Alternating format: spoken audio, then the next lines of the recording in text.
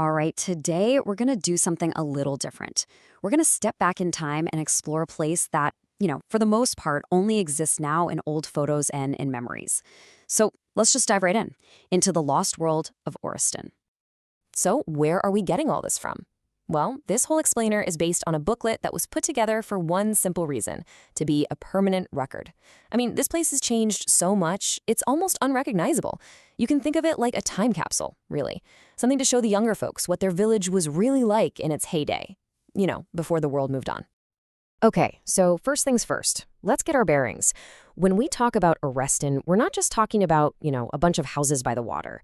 No, this was a real community with roots that went deep. I'm talking centuries deep. And this timeline? Wow. This really puts it all into perspective, doesn't it? I mean, we're talking about a place that shows up on maps way back in the 1590s. That's before it was even really a village. And get this, it was important enough to have a part to play in the English Civil War. But that last date, 1945, that one is absolutely key. Think of it as the before picture, a perfect snapshot of Oreston right at its peak, just before the modern world came knocking and changed it forever. All right, let's get to the real heart of the village, the waterfront. For the folks in Oreston, life wasn't just next to the water. Oh no, it was completely run by it. The rhythm of their entire day, every single day, was set by the rise and fall of the tide. I love this quote. It just perfectly captures how rugged life was here. Picture this. You're arriving in Oreston. There's no nice, clean, modern jetty waiting for you. Nope. It's a totally hands-on experience. You're literally thrown a slippery, seaweed-covered rope, and you have to haul yourself in. That right there was just life. And these pictures, they just show you the daily challenge perfectly. Just look at the difference between high tide and low tide. It's incredible.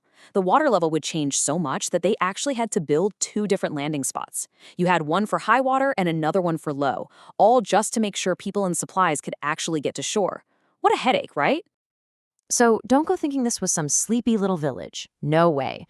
This waterfront was a buzzing, bustling economic engine. It was a hub for everything: naval stuff, trade, shipping out all the limestone from the quarries nearby. You had fishing boats, little engineering shops, and of course, the ferries, with these amazing names like the Rapid and the May Blossom. The place was constantly alive with activity. Okay, so let's step away from the water's edge for a minute. The village itself had this solid heart of stone. And these weren't just random buildings. No, these were true landmarks. They were the anchors of the community, the kind of buildings people would see every single day of their lives. Just take a look at this. This is Green and House. A big, proud, solid limestone home sitting right there on the quayside. I mean, this is the kind of building that just feels permanent, right? Like it would be there forever, a total fixture in the Oreston landscape. But forever is a tricky word, isn't it? Because for the Oreston that we're looking at, a different kind of tide was about to come in. The tide of change. And this one, well, it was going to wash a whole lot away. And there it is. The very same Green and House being demolished in 1958. It was all part of a so-called redevelopment of the waterfront, a landmark that stood for generations, just gone. All in the name of progress. And believe me, this wasn't a one-off thing.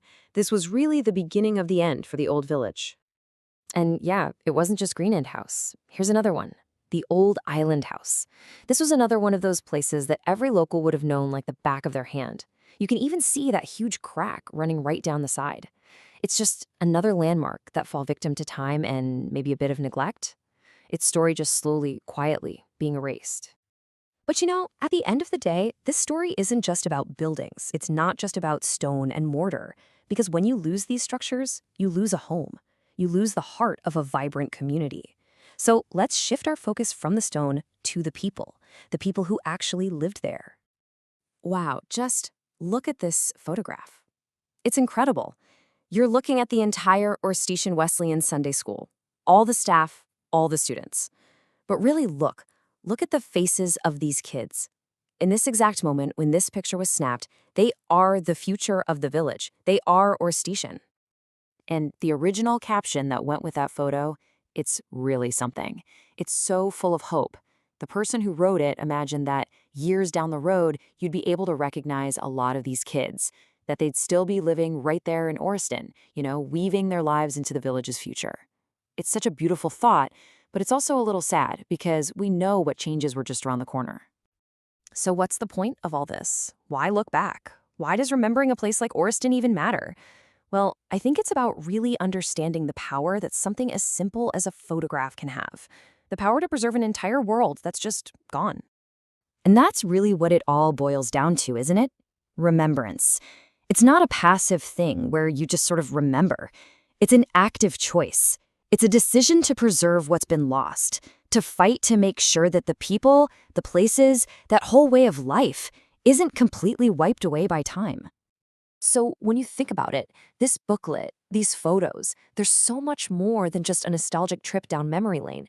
They're a deliberate act. You could almost call it an act of defiance against the relentless tide of change.